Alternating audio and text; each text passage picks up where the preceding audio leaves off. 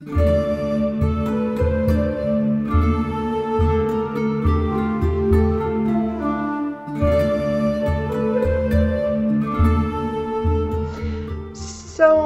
today I want to talk about the witch who hates spells.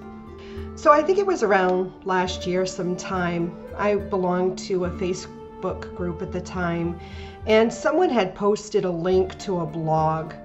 And I'm going to post the link to this blog in the information section of this video. And the title of the blog was The Witch Who Hates Spells. And when I first saw this, I kind of paused and shook my head in disbelief and thought, really? A witch who hates spells? Is that even possible?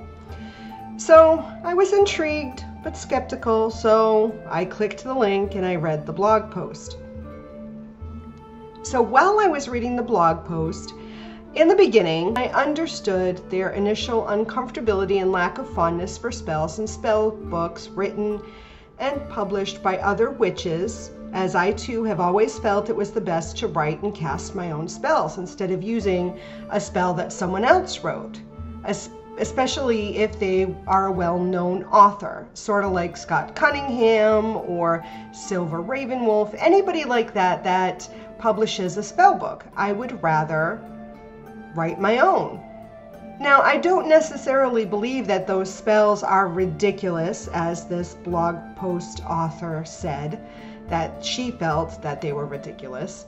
And I am not ignorant of any of the meaning of the vocabulary used within these published spells, because my vocabulary is pretty vast, and if I don't know what a word is, I look it up, but generally I don't come across spells in more modern books with words that I don't understand. But because I am someone who believes that when the witch puts his or her own effort into crafting and writing their own spells, it makes that spell much more successful than if he or she used someone else's words and ingredients. That is why I tend to shy away from using someone else's spell. If the witch uses another witch's spell, however, without completely understanding why a particular correspondent was used, or the witch didn't recognize or know the meaning of a specific word used within the incantation, then that spell is less likely going to manifest than if they had crafted their own spell using their own words and their own ingredients. That is my belief. The craft of the witch is all about manipulating energy in any and all forms. The craft of the witch is about brewing potions, elixirs, infusions, and tinctures, creating ointments and salves and oils, mixing herbs and salts, sewing poppets, making hex bags, candle crafting and dressing, tying knots, molding and sculpting clay, painting a picture, writing poetry, dancing and singing, cooking, and having sex. All of these activities are forms of spell casting when done by the witch. It is my belief that it is impossible to be a witch without casting spells. Witchcraft includes spell casting. It's a necessity. It's the definition of being witch. Witchcraft is a practice. It is an activity. It is making a change through manipulation. And manipulation, if you look it up in the dictionary, is a verb. Witchcraft isn't about stillness. It isn't about doing nothing at all. It's about movement and action.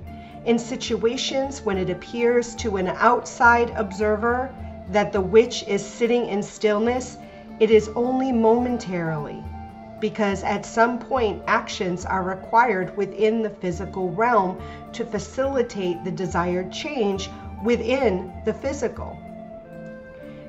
You can't expect to find a romantic partner or any partner at all if all you're doing is watching Netflix, eating ice cream all by yourself every night. You need to get out of the house. You need to get out and meet people. That's how you find a partner. I think that perhaps there's a misunderstanding as to the definition of a spell for this particular blogger that I was reading. A magical spell is a conscious and deliberate specific attempt to harness and manipulate energy through will and emotions, following a formula in order to achieve a personal outcome within the witch's reality. Every successful spell has an intention, a target, power, some form of words, correspondences that align with the intention, and someone to cast the spell. There usually is some sort of order as to how the spell is cast. It may be spontaneous, it may be planned in a ritualistic structure, but there are physical actions to be done by the witch. Spell casting is something that is physically done. It is the process of taking a thought form from the non-physical realm and manifesting it into the physical realm. And this can be done in a variety of ways, as I've already included or indicated in this video. Successful spell casting requires the witch to have a strong will, a belief, faith, and confidence in his or her own knowledge, ability, and skills, and awareness of one's own self and purpose. If the witch feels like a complete idiot when casting the spell, then it most certainly won't manifest due to the lack of will and focus on the desired outcome. There's a non-belief in that individual's ability to manifest.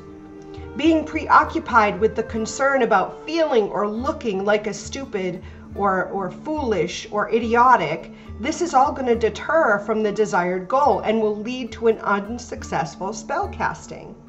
That lack of focus of the witch, the lack of self-awareness, these things are common causes when a spell doesn't manifest.